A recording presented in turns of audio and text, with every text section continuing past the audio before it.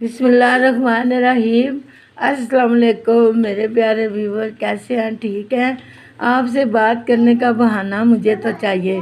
देखें ना, मैं सब्ज़ी बना रही थी तो मुझे ये हरा धनिया बहुत बढ़िया लगा, बहुत मज़ेदार लगा है। तो मैंने कहा मैं अपने व्यूवर से शेयर करती हूँ। देखें ना माशाल्लाह, ये मैं जूम करके आपको दिखा रही हूँ।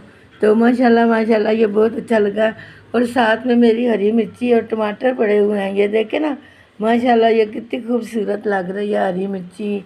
या अल्लाह माशाल्लाह, ये देखें ना माशाल्लाह माशाल्लाह। और ये टमाटर कितने खूबसूरत लग रहे हैं मुझे, ये देखें माशाल्लाह माशाल्लाह।